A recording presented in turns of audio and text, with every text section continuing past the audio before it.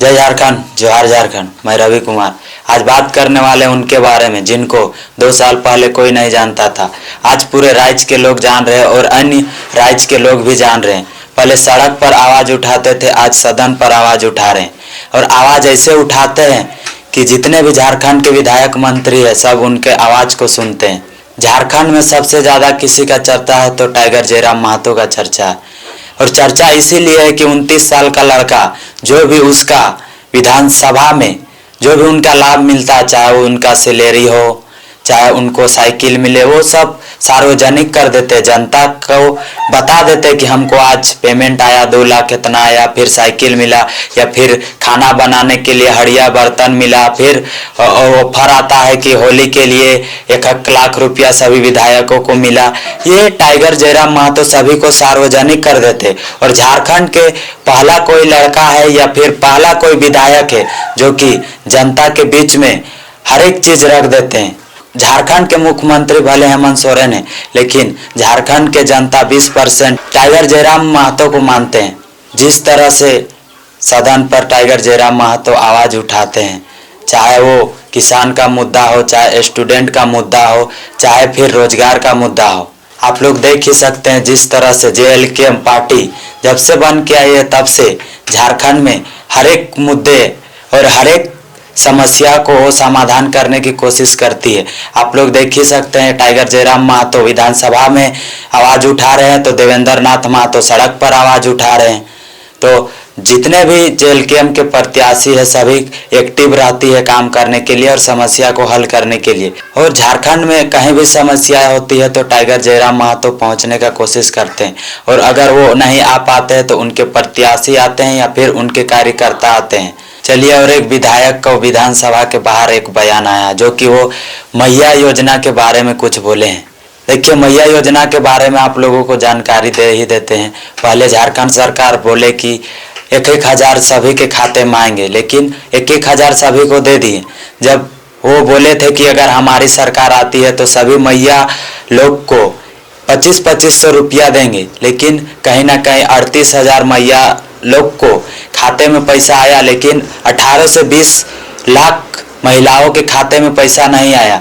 उसी में धनबाद में एक महिलाओं में लड़ाई हो जाती किसी वर्ष, उसमें फिर थाना प्रशासन वहां पर जाते हैं और वहां पर मामला सोल्व करवाते हैं।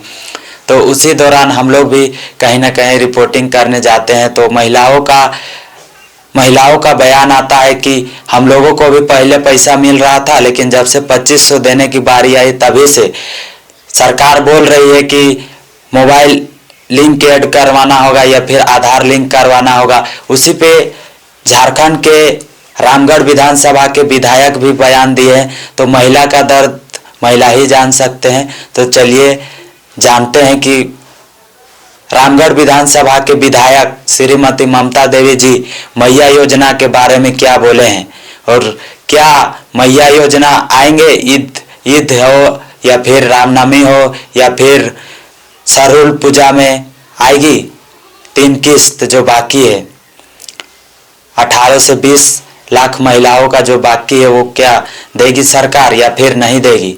ममता जी, आप महिला हैं, महिलाओं के दर्द को आपसे बेहतर कोई नहीं समझ सकता है।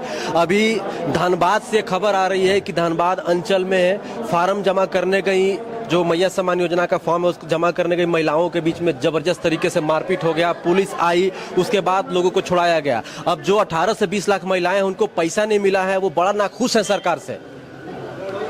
देखिए, इस तरह की जो बातें हैं अभी जस्ट ये चर्चा का एक विषय रहा और इस विषय को एक माननीय सदस्य भी लेकर के आए और सभी लोगों ने इस चीज़ को सुना है, जिसपे ये गंभीर विषय है और ये सरासर नहीं कहा जा सकता है कि किसने इस तरह से काम को किया है। ये एक जांच का विषय है।